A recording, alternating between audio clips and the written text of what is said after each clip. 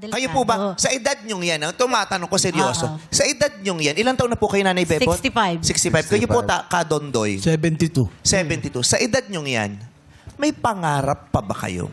O meron bang edad ang isang tao na humihinto na siyang mangarap? O si Kabebot, may pangarap pa po ba kayo? Meron po. Ano po? May pangarap ko, Ano ho yung magkaroon pangarap? ng maraming apo.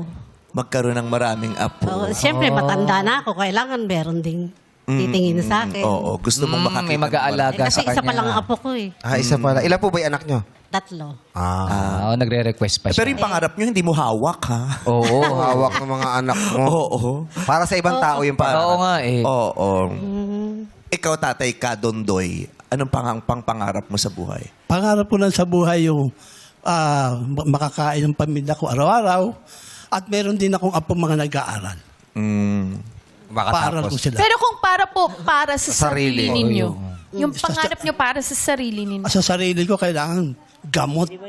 gamot. May gamot na. Hindi. Nakakalungkot na sa Pilipinas, kailangan pangarap yan. Kasi dapat bare minimum yan. Yes. Oo. Dapat araw-araw ang mga pamilya gumigising ng hindi natatakot kung may kakainin sila. Yeah. Hindi natatakot kung magkakasakit, kung may gamot ba sila. Kung meron bang sapat na bilang, kung meron bang mga kama sa mga hospital.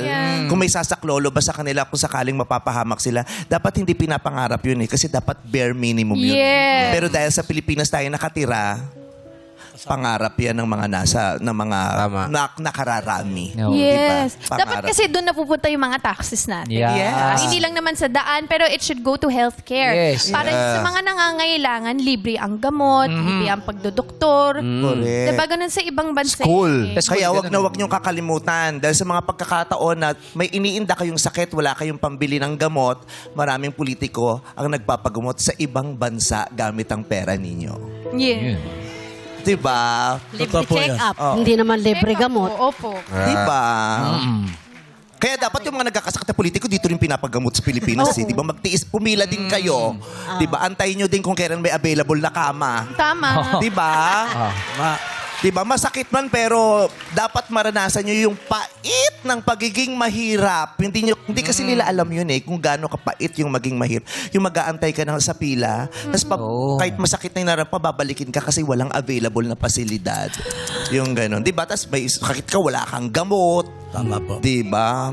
Yung ganon. Kailangan po talaga medyo maglaan. Kaya nga napasahan mo ako sa Showtime. Diba? Baka manalo. Ayun. Tama. Nagbabaka sakali. Good Correct. luck po. Good luck. Magbakasakali, lahat po tayo magbabakasakali dito sa ginagawa natin. Magbabakasakali at mag-aambag kahit kaunti. Yeah.